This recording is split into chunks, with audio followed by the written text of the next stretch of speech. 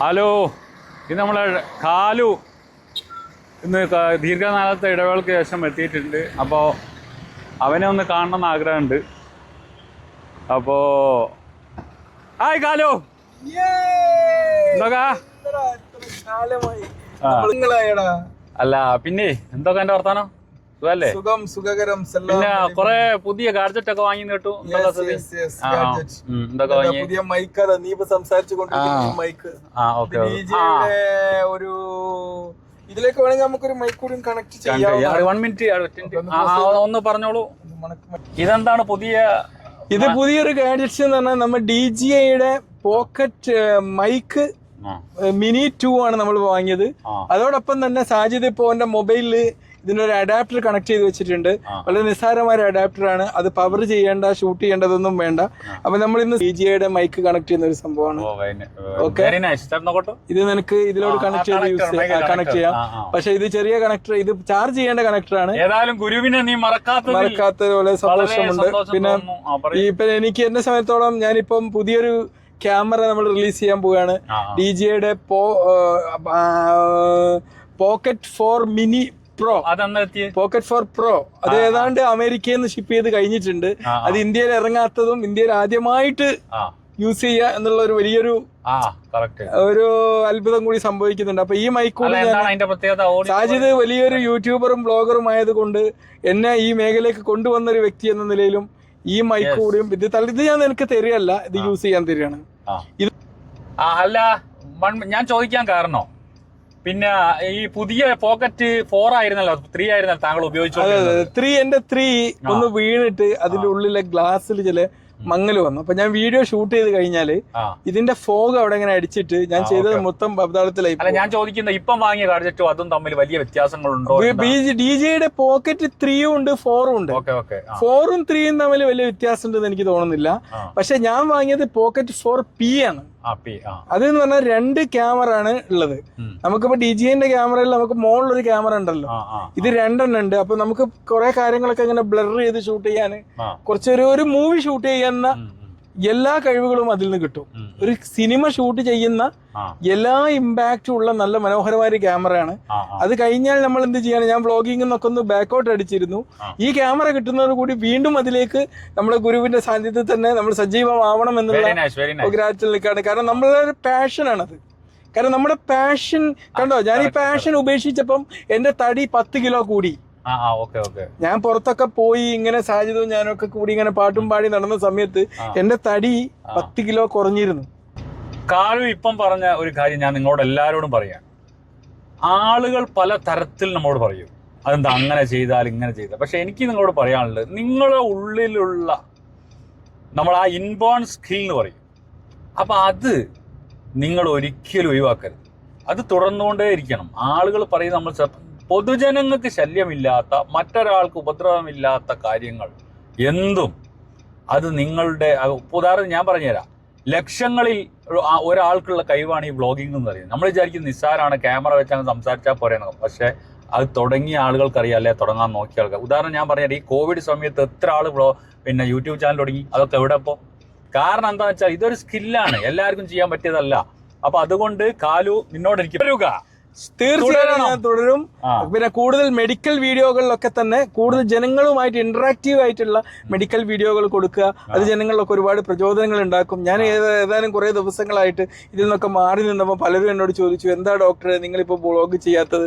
നിങ്ങളെ വീഡിയോ കാണുമ്പോൾ ഒരു ആശ്വാസമായിരുന്നു, സന്തോഷമായിരുന്നു എന്നൊക്കെ പറയും. അപ്പൊ ഇപ്പൊ ഞാൻ വെറും ഒരു പ്രൊഫഷണൽ സ്റ്റൈലിൽ മാത്രം ചെയ്തുകൊണ്ടിരുന്നപ്പം ഈ ഒരു വിഷമം പലരും പറഞ്ഞപ്പോൾ ഞാൻ വിചാരിച്ചു, പഠിച്ചവനായിട്ട് നമുക്ക് നൽകുന്ന കഴിവുകളാണ്. ആ കഴിവുകൾ നമ്മുടെ ജീവിതത്തിന്റെ ഒരു ഇക്കിഗായിയാണ്.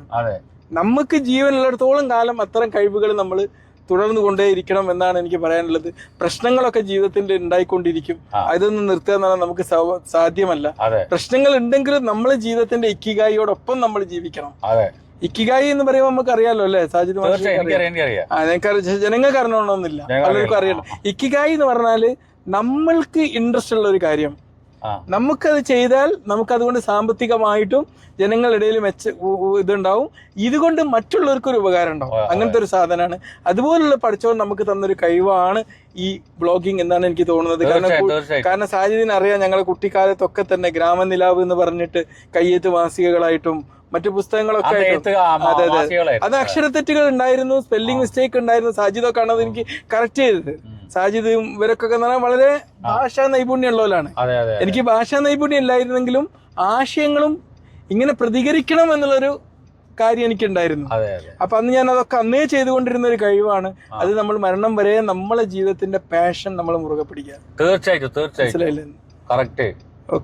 അപ്പൊ ഗൈസ്, ഞാൻ വീണ്ടും പറയുകയാണ്, ഓരോരുത്തർക്കും ഓരോ കഴിവുകൾ പടച്ച തമ്പുരാൻ കൊടുത്തിട്ടുണ്ട്. അത് ഉപയോഗപ്പെടുത്തണം. അത് ചില ആളുകൾ പ്രത്യേകിച്ച് സോഷ്യൽ മീഡിയയിലൊക്കെ പോസ്റ്റ് ചെയ്യുമ്പം പല ആൾക്കാരും പല കമന്റുകളും പലതും പറയും. കാരണം അവർക്ക് നടക്കാത്ത കാര്യം വേറൊരാൾ ചെയ്യുന്ന കാണുമ്പോൾ ഉള്ള വിഷയങ്ങളാണ്. പിന്നെ കാലുവിനോട് എനിക്ക് ഒരു കാര്യം കൂടി പറയാനുണ്ട്. ഞാൻ പറഞ്ഞല്ലോ, ജനോപകാരപ്രദമായ വീഡിയോ, അങ്ങനെ അധികം മോട്ടിവേഷൻ ഒന്നും ചെയ്യണ്ട. നിനക്കിപ്പോൾ പാടാൻ തോന്നുകയാണോ, ആ സമയത്ത് നീ പാടണം. നിനക്ക് ഓടാൻ തോന്നും, അത് നീ വീഡിയോ എടുത്ത് പോസ്റ്റ് ചെയ്തോ, ആവശ്യമുള്ളതും കണ്ടോട്ടെ. ഇനി ആരും കണ്ടില്ലേ, ഞാനൊക്കെ വ്ളോഗ് ചെയ്യുന്ന, ഇങ്ങനെ ഇൻസ്റ്റാഗ്രാമിലൊക്കെ വ്ളോഗ് ചെയ്യുന്നത്, എനിക്ക് ഇഷ്ടപ്പെട്ട ഒരു പാട്ട് വെച്ചിങ്ങാണ്ട് ഞാൻ ഈ കേരളത്തിൽ തന്നെ ഏറ്റവും വൈറൽ വീഡിയോ അത് നിന്റേതാണ്. എത്രയോ 28,000 35,000 ഷെയറുകളായിട്ടുള്ള വീഡിയോ. അത് എന്ന് പറഞ്ഞാൽ അതിലൊന്നും ചെയ്യുന്നില്ല. ഈ സാജിദും കുറച്ച് കൂട്ടുകാർ, ഞാനൊന്നില്ല, ഞാനും ഉണ്ടാകുമായിരുന്നില്ല. അത്രയും ആൾക്കാർ, സുബൈർ മാഷ്, വേണാടി മാഷ്, ഇവരെല്ലാവരും കൂടിയും ഒരു കുട്ടിത്തത്തിലേക്ക് തിരികെ പോയി ആ കോഴിക്കോട് കടപ്പുറത്ത് നിന്ന് കുറച്ച് ശാരീരിക ചലനങ്ങൾ കാണിക്കുന്ന ഒരു വീഡിയോ ആണ് ഇത്. അത് കണ്ടോടുകൂടി ഒരുപാട് ആൾക്കാർക്ക് ആ കുട്ടിക്കാലത്തെ ആ ഒരു പ്ലസന്റ് സ്റ്റേറ്റിലേക്കാണ് കൊണ്ടുപോയത്. ചുരുക്കി പറഞ്ഞാൽ ഒരു വീഡിയോ അവിടെ ഏറ്റവും വലിയൊരു പ്രചോദനാത്മകമായിട്ടുള്ള ഒരു സന്ദേശം കൈമാറുന്ന ഒരു ഇമ്പാക്റ്റ് ആണ് ഉണ്ടായത്. അപ്പൊ ആ ഒരു വീഡിയോക്ക് അത്രയും വലിയൊരു ഇമ്പാക്റ്റ് ഉണ്ടാക്കാൻ പറ്റിയിട്ടുണ്ട്. എനിക്ക് തോന്നുന്നു ഈ അടുത്ത കാലത്ത് കണ്ട ഏറ്റവും വലിയൊരു മോട്ടിവേഷണൽ വീഡിയോ ആണത്. കാരണം മോട്ടിവേഷണൽ വീഡിയോ എന്ന് പറഞ്ഞാൽ നമ്മൾ സംസാരിച്ചിട്ട് ആൾക്കാരെ മനസ്സിലാക്കുക എന്നുള്ളതല്ല, ആൾക്കാർക്കുള്ളിൽ ഈ പ്ലസന്റ് ആയിട്ടുള്ള ഒരു എമോഷൻ ക്രിയേറ്റ് ചെയ്യുമ്പോഴാണ് എന്താവുന്നത്, അതൊരു മോട്ടിവേഷൻ വീഡിയോ ആവുന്നത്. അതുകൊണ്ട് പിന്നെ സുഹൃത്തുക്കളെ, ഒരു കാര്യം പറയാൻ വിട്ടുപോയിട്ടോ, ഒരുപാട് തെറി പറയുന്ന ആൾക്കാരുണ്ടല്ലോ. സത്യം പറഞ്ഞാൽ നമ്മളൊരു ഉപകാരം ചെയ്യുന്നത്. ഉദാഹരണത്തിന്, ഒരു ദേഷ്യം പിടിച്ച് നിൽക്കുന്ന ഒരു മനുഷ്യന് ഒരാളെ ചീത്ത പറയാനുള്ള ഒരു അവസരം കിട്ടുകയാണ്. അപ്പൊ സ്വാഭാവികമായിട്ട് ഓന്റെ മനസ്സ് പിന്നെ ശുദ്ധായി. അപ്പൊ കുറെ മറ്റോനെ നായിയെ പട്ടിയെന്നൊക്കെ വിളിച്ച് കുറെ നേരോ നമ്മളത് മൈൻഡ് ചെയ്യേണ്ടത് വേറെ കാര്യം. കാരണം പ്രാന്തന്മാരെല്ലാവരും ഇത്ര നായ്ക്കൽ ഒരുക്കുന്നതിനൊക്കെ ആരോ പകരം കുരച്ച് കണ്ടല്ലേ ഓടിക്കുകയാണോ? അല്ലല്ലോ. അപ്പൊ അവർക്കും ഒരു ഉപകാരം ചെയ്യുന്നത്. കാരണം അത് പറയേണ്ടി വരും. അതുപോലെ തന്നെ ചില അസൂയാലുക്കൾ ഉണ്ടാവും, ഓരോക്കെ അത് പറഞ്ഞങ്ങോട്ട് തീർക്കട്ടെ. കത്താർസിസ് എന്ന് പറയുന്നത് മലയാളത്തില്, അല്ല ഇംഗ്ലീഷില്. അപ്പൊ അതുകൊണ്ട് വികാര വിമലീകരണം ഇങ്ങനെ പറയുന്നേരം എന്താണ്, ഓനൊന്ന് ഫ്രീ ആകുകയാണ്. അപ്പൊ അതുകൊണ്ട് ചീത്ത പറയാനുള്ളതൊക്കെ പറയാതാക്കുക, സ്വതന്ത്രമായിട്ട് ജീവിക്കുക. മനുഷ്യൻ ചീത്ത പറഞ്ഞാലും ആ ചീത്ത മനുഷ്യനിലേക്ക് അത് കൊടുക്കണം. ആ ചീത്ത പറയുന്ന മനുഷ്യന് അതിനെ കൊടുക്കണം. നീ എന്നെ ചീത്ത പറയുമ്പോ അത് മൊത്തം നിന്റേതാണ്, ഞാനുമായിട്ട് ബന്ധപ്പെടുത്താൻ പാടില്ല. നമ്മൾ വ്യക്തിപരമായി എടുക്കാൻ, ഓരോരുത്തരുടെയും മനസ്സിന്റെ ബാഹ്യ പ്രകടനമാണ് ഇതൊക്കെ. എഴുത്തും കാര്യങ്ങളൊക്കെ മറ്റുള്ളവർ കണ്ടില്ലേ, സ്വന്തം പ്രൊഫൈൽ പോലും വെക്കാതെ കഴുതന്റെയും കുതിരന്റെയും ഒക്കെ വെച്ചിങ്ങാണ്ട്. കാരണം ഓനയും ധൈര്യമല്ല. എന്നാൽ others opinions are not our reality. Correct. മറ്റുള്ളവരുടെ അഭിപ്രായങ്ങളല്ല നമ്മുടെ സ്വാധീനിക്കുന്നില്ല. നമ്മൾ മനസ്സിന്റെ പ്രവർത്തനങ്ങളാണ് നോക്കേണ്ടത്. മനസ്സെന്ത് പറയുന്നു അതാണ് നമ്മൾ നോക്കേണ്ടത്. അപ്പൊ സീ യു ഗൈസ്.